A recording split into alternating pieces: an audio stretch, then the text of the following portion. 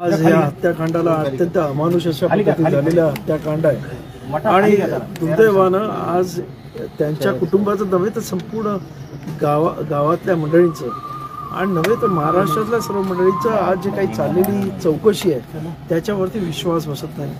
कशा पद्धतीत चौकशी चालली काही कळत नाही आहे.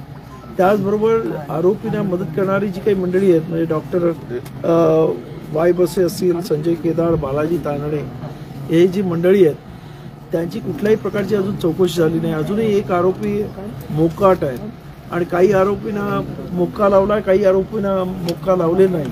तर हे संपूर्ण प्रकरण आणि अजूनही त्यांच्या कुटुंबियांना सुद्धा CID विश्वासात घेऊन काय चाललेलं आहे सांगत नाही आणि त्यामुळे कुठेतरी हे संपूर्ण प्रकरण दाबण्याचा प्रयत्न होतोय. अशा पद्धतीची ह्या संपूर्ण गावामधल्या लोकांची एकंदरीत मानसिकता आहे आणि त्यामुळं आमची सर्वांची अशी मागणी आहे की ह्या प्रत्येक आरोपीची नार्को टेस्ट झाली पाहिजे आणि खऱ्या अर्थानं काय नक्की याच्यामध्ये झालेलं आहे आणि ह्याच्यामध्ये कोण अजून सह आरोपी आहेत त्या सर्वांची पाळंमुळं खणून काढावी. त्या संपूर्ण प्रकरणाचं खोलापर्यंत सरकारनं जावं तेव्हाच या इथं असणाऱ्या म्हणजे जनतेमध्ये विश्वास येईल.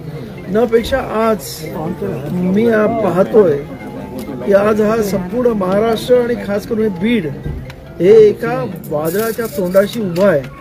कधी स्फोट होईल अशी परिस्थिती आहे. त्यामुळे सरकारने याच्यावरती ताबडतोबीने काम करावं आणि मी आज खास करून इकडे खास सांगायला आलो आहे की आंबेडकरी जनता पूर्णपणे या आंदोलनामध्ये संतोष देशमुखांना न्याय मिळवण्यासाठी पूर्ण ताकदीने त्यांच्या खांद्याला खांदा लावून उभी आहे एवढं सांगण्यासाठी म्हणून इथे आलेलो आहे. आणि त्याचबरोबर त्यांचे बंधू धनंजय जे अत्यंत टोकाची भूमिका घेत आहेत त्यांना पण मी समजून सांगितलेलं आहे की आपण आत्महत्या करणारे नाहीत.